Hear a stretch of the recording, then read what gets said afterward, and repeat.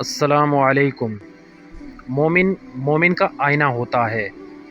حضرت نوح علیہ السلام نے قوم کو نصیحت کی کہ اللہ عز و جل کی عطا قبول کرو، غور کرو کہ میں اپنی جان کے اعتبار سے مردہ ہوں، لیکن محبوب کے ذریعے زندہ ہوں۔ مجھے موت نہیں، کیونکہ بشری حواس کے اعتبار سے مردہ ہوں، اور اللہ عز و جل میرا کان اور احساس اور بینائی بن گیا ہے، چونکہ میں نہیں ہوں۔ یہ تو کلام اس کی جانب سے ہے۔ اس کے مقابلے میں جو بات کرے گا وہ کافر ہوگا۔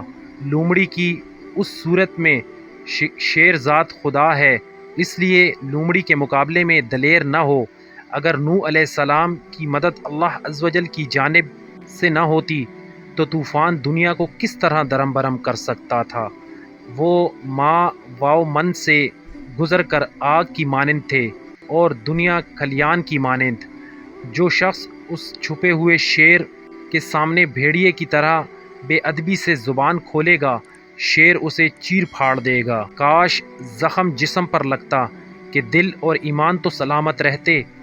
اب میں اصل راز کو ظاہر نہیں کر سکتا، ہاں مگر اشارہ کر سکتا ہوں کہ شاید جان لو۔ اس لومڑی کی طرح تم کھاؤ، اللہ عز و جل کے سامنے بہانے سے کام نہ لو۔ وہ ملک کا مالک ہے، یہ سلطنت اس کے حوالے کر دو۔ سیدھے راستے پر فقیر بن کر آ جاؤ، تو شیر بھی اس کا شکار بھی تمہارا مال ہے۔ اس کا فرمان ہے کہ کیا خدا اپنے بندے کے لیے کافی نہیں؟ جو خدا پر بھروسہ کرتا ہے، اس اپنے ساتھ بھلائی کرتا ہے۔ اللہ عز و جل کو کوئی لالچ نہیں، دنیا کی ہر شے مخلوق کے لیے ہے۔ ملک اور دولت اللہ عز و جل کے کس کام کی ہیں؟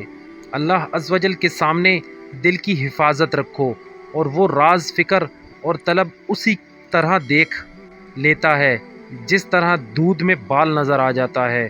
جو شخص بے نقش اور صاف سینہ رکھتا ہوگا وہ غیب کے نقش کا آئینہ ہوتا ہے۔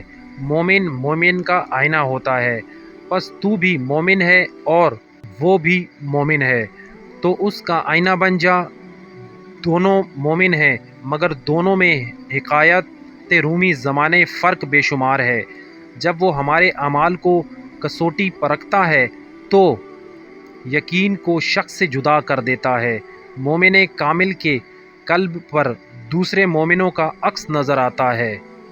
مقصود بیان: مولانا محمد جلال الدین رومی رحمۃ اللہ بیان کرتے ہیں کہ حضرت نوح علیہ السلام نے اپنی قوم کو نصیحت کی کہ اللہ عز و جل کی عطا کو قبول کر لو۔ اللہ عز و جل ہر شے سے بے نیاز ہے، اور جب تم خود کو اللہ عز و جل کے سپرد کر دو گے تو پھر تمہاری ظاہری حیثیت ختم ہو جائے گی، اور تم دنیاوی اعتبار سے مردہ مگر اخری اعتبار سے زندہ ہوگے۔ مومن ایک دوسرے کا آئینہ ہوتے ہیں، اور آئینے میں تمہیں وہی نظر آتا ہے جو تمہارا ظاہر ہوتا ہے۔ والسلام۔